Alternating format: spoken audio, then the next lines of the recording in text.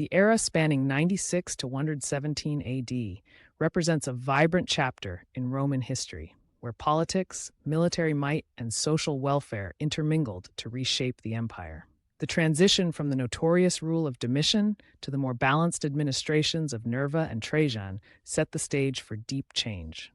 In this transformative period, the Senate reclaimed its dignity by supporting a leader who would restore order without unnecessary cruelty, emphasizing reason and reform. Nerva, an elderly senator renowned for his juridical attainments, was chosen as a conciliator between fading traditions and the force of the Praetorian Guard.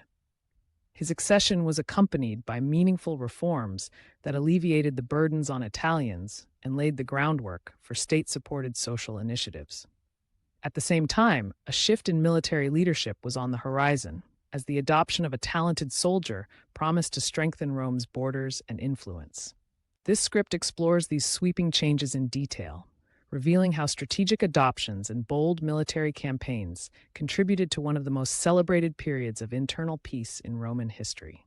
By tracing the journey of these remarkable leaders, we uncover lessons about loyalty, reform, and the creative application of power that continue to resonate even today, remarkably.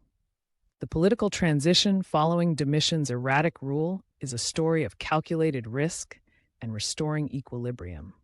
Amid a backdrop of discontent among the Senate and the looming threat from the Praetorian Guard, a secretive conspiracy brought together influential senators determined to shift Rome's direction.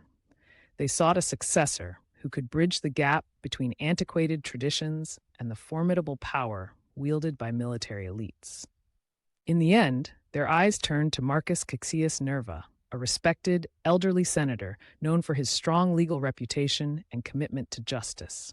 Nerva's personal oath, not to condemn any senator, underscored his dedication to old principles and a less oppressive style of governance. By recalling philosophers and political exiles, Nerva set in motion policies that re-energized Rome's intellectual and ethical traditions, sending a clear message that past mistakes would not be repeated. However, his relative lack of military prowess left him vulnerable in an age when force often determined a nation's fate.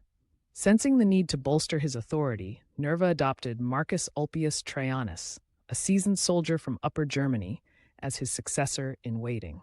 The emergence of Nerva as a stabilizing figure ultimately paved the way for the decisive rise of Trajan, blending tradition with innovation.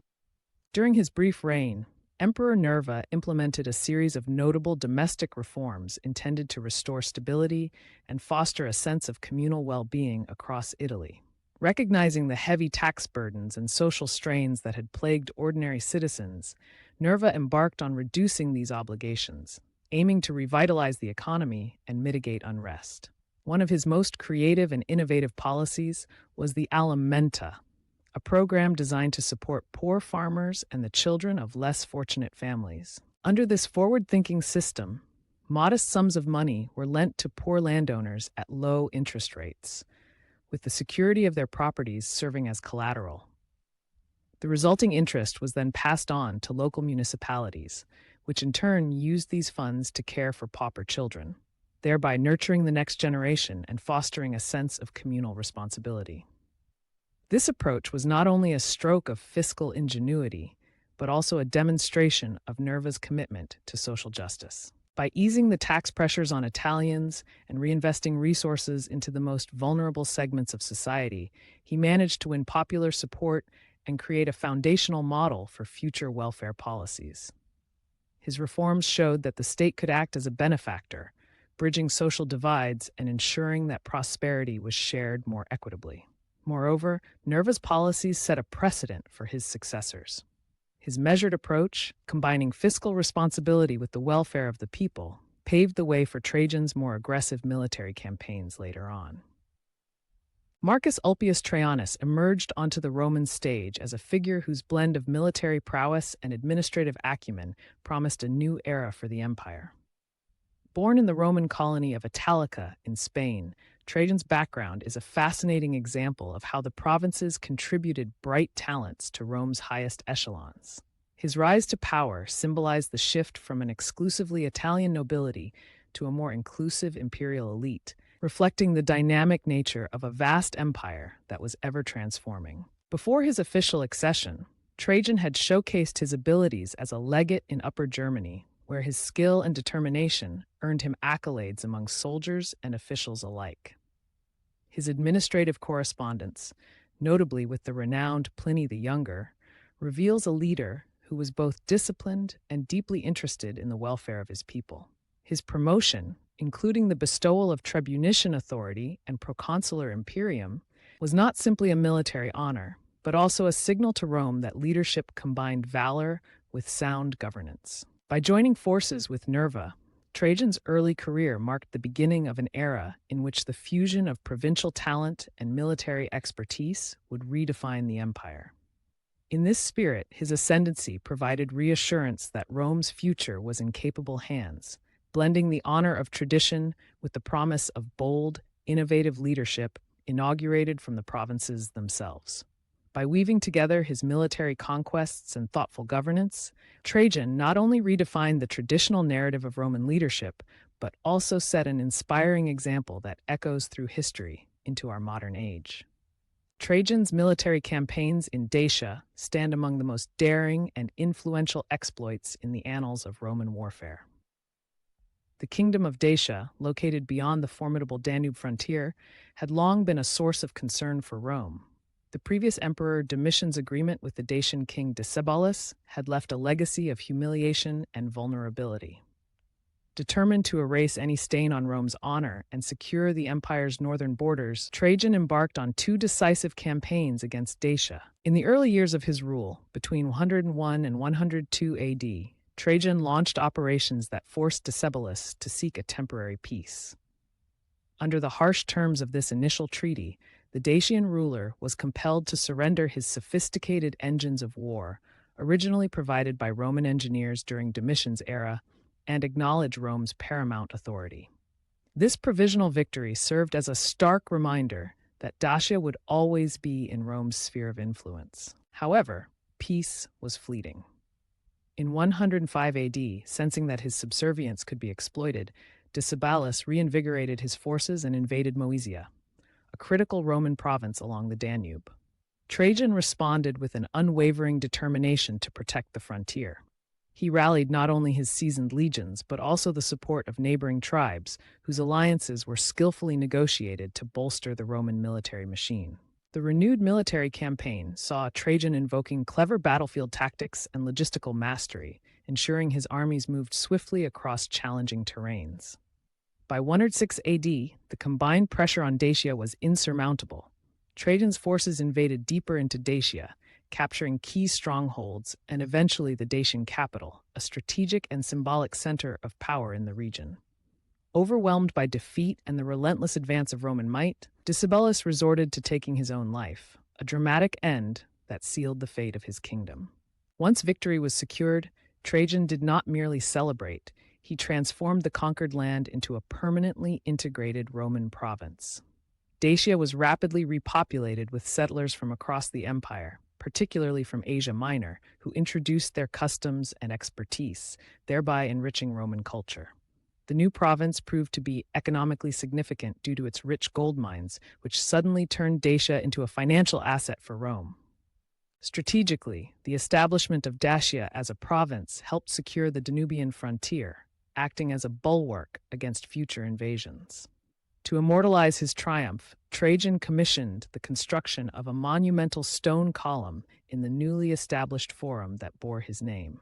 This triumphal column, rising 100 feet high, became adorned with intricate spiral reliefs that vividly narrated the military operations from the campaigns. Each carved scene on the column captures the valor, precision, and determination of the Roman legions, offering a visual epic that has since inspired generations. In essence, the conquest of Dacia was not only a military achievement, but also a turning point that redefined Rome's economic strategy and reinforced its strategic defenses, symbolizing the empire's dual commitment to glory and prosperity.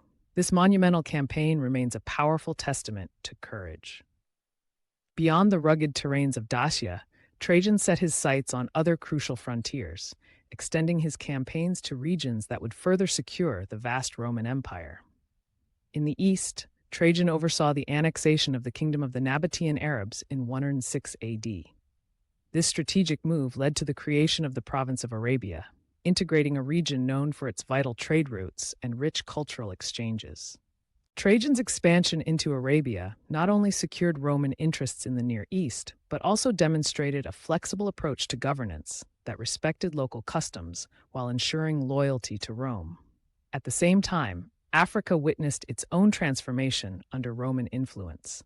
New territories were occupied, and the establishment of fortified settlements became a hallmark of Roman strategy in the region. Fortresses such as Lambaesis and Timgad were built to protect newly acquired lands from persistent Berber raids, while simultaneously serving as centers of Roman administration and cultural integration. These military and administrative advances allowed Rome to project its power further afield and integrate diverse communities into its imperial system, thereby enhancing economic prosperity and social stability.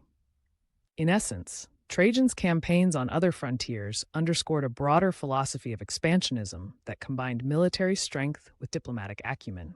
His ability to negotiate alliances and establish firm borders not only expanded Rome's physical reach, but also unified vast, culturally distinct regions under a single imperial vision.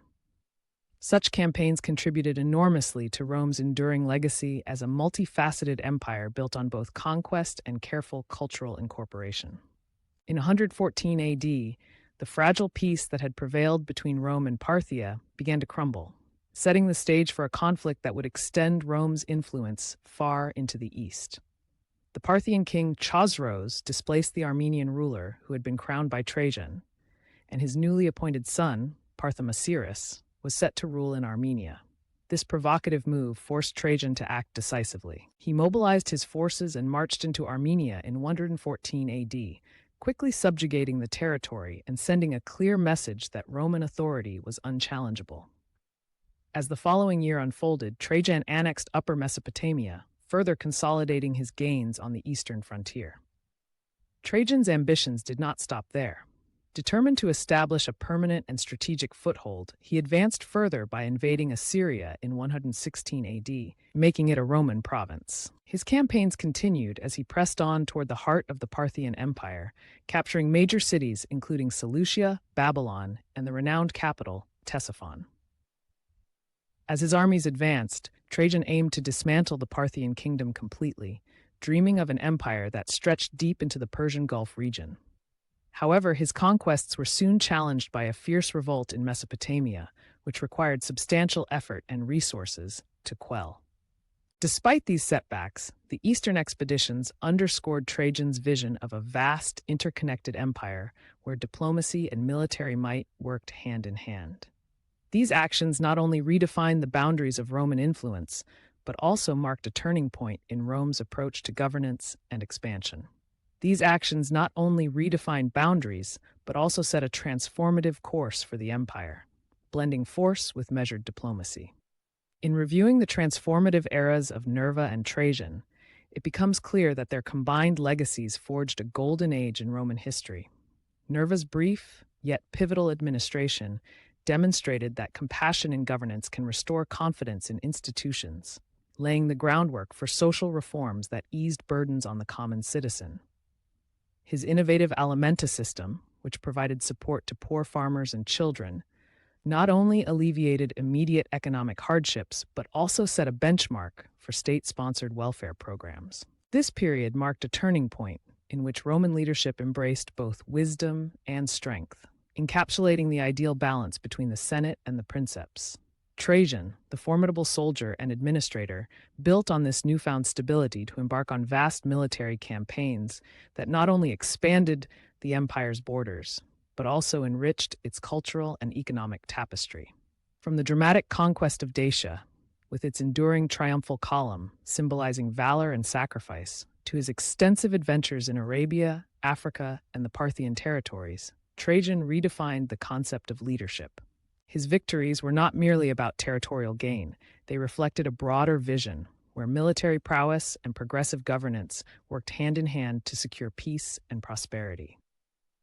Ultimately, the legacy of these two emperors is one of balance and bold ambition. Their reigns remind us that an empire's strength lies as much in enlightened policies as in military conquests. By integrating provincial talent and embracing reform, they set enduring precedents for future generations. Their achievements continue to captivate historians and inspire modern leaders to seek a union of intellect, compassion, and strength in the face of adversity, leaving a mark that resonates through time. These enduring legacies continue to serve as a testament to the power of thoughtful reform and the benefits of compassionate governance, reflecting a rare moment when the state directly contributed to the well-being of its citizens. Through their innovative policies, they not only lightened the burdens of the common people, but also demonstrated that leadership rooted in empathy and practicality can yield long-lasting benefits across society. Such vision inspired countless generations forward.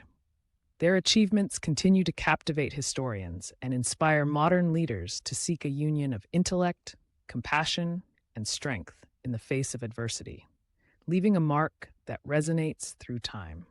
These enduring legacies continue to serve as a testament to the power of thoughtful reform and the benefits of compassionate governance, reflecting a rare moment when the state directly contributed to the well-being of its citizens.